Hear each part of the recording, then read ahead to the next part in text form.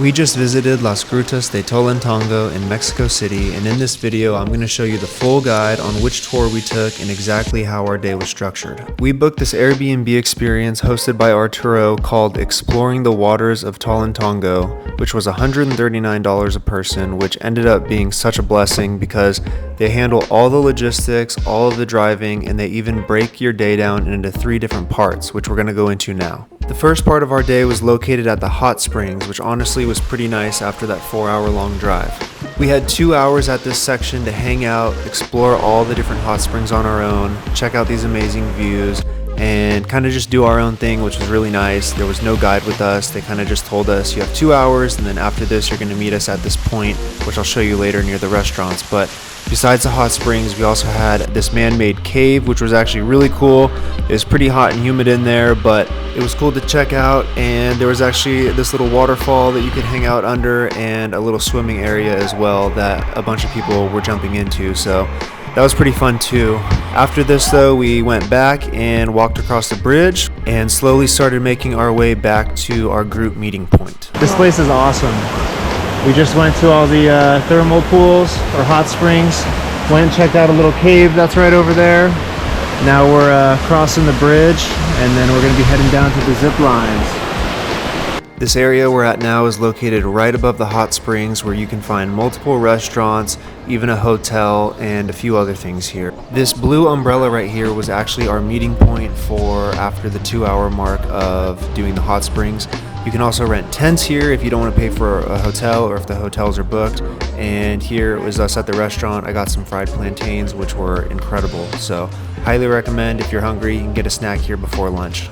We then met back up with our group and our guide Danny here, who was showing us his big map for the final part of section 1, which was zip lining. So this was such a fun way to end this first part of the day, and it is an additional 250 pesos, so make sure that you bring cash. They do not take card or anything else here.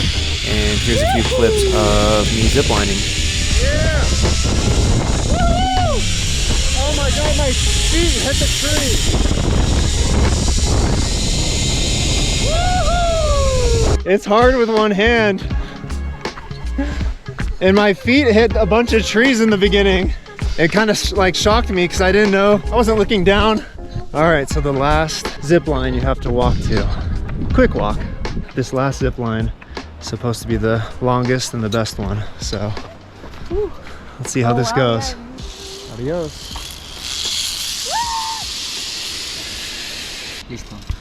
Thank you. Woo! The final zip line of the river. Woo! Yeah, boy! There's the river. Woo-hoo! Oh my god, it's so blue. Woo-hoo! Adios!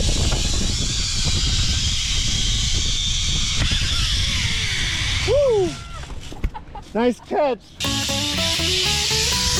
Oh, that was way smoother than mine. Yeah. After ziplining, we started the second part of our day, which was the cave section of Tolantongo. From where the zip lines end to the cave section, I believe it's about half a mile. It took us like 20 minutes or so to get there, but the walk was really nice.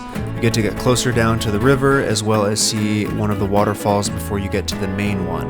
This is the main waterfall / cave area. Honestly, in person, it's unbelievable. It kind of doesn't feel like it's real, like something out of a movie. In my opinion, this was probably the coolest part of the day because what we're about to do next is go into first the man-made cave, which you can see here. You walk underneath the waterfall and go into here, and it is very humid, very hot, but there is some water you actually have to go down into, which is fun. And then after that, we're going to be making our way back down to the actual natural cave. This is the beginning of the entrance for the natural cave. You can see here that it looks pretty crowded, but that's just because everybody kind of hangs by the front. They're walking in and out, but once you get further into there, it does open up a little bit, and there's even a secret cave in the back that we're going to show you. So this right here is just the main area of the cave that most people hang out in. You can see it kind of opens up a little bit. Most people will hang out near this little waterfall area. But what we're going to show you next here is the secret cave, which if you book with our Airbnb tour that we did, one of the guides will help direct you back here, because if you don't know where you're looking for, it's kind of hard to find. There's a yellow rope that is connected like to the ground under the water that you can't really see, so you have to hold on to that, pull yourself in, and then when you get into this back room, it is completely pitch black, which is actually really cool. So you're going to need your headlamp, and once you get in here, you will see that there are hundreds, if not thousands, of bats living in here, which was pretty cool to see. So definitely, if you come here, I'd recommend going back and doing this little section. It was really, really cool. After that, we slowly made our way out of the secret room back into the main area, and then slowly out of the main area and made our way back to the van, which then is starting part 3 for us. This is lunch and the final section at the river. The way that lunch works is that when you first book this experience, they're going to send you a menu from one of the restaurants located there at Tolantongo, and that's when you'll pick what you want and send that to them in the group chat so that they have that food ready for you by the time you get down to the river. After eating lunch, you're free to just hop in here. I think you have about 2 hours to hang out, enjoy. One of the guides was giving everybody clay mask, which is, I guess, some natural clay from the river. After hanging out here for about an hour or so, they do provide shampoo, soap, and towels for you to go take showers nearby, which is a great way to finish things off. Overall, I give the experience a 10 out of 10. It's a must-do in my opinion, and honestly, it was the best day that we had during our entire 10-day trip here. And if I ever go back, I will do it again. So if you guys go, have a great time, and link down below for our Airbnb experience if you want to book that exact same one. So thanks for watching, and have a great time in Mexico City.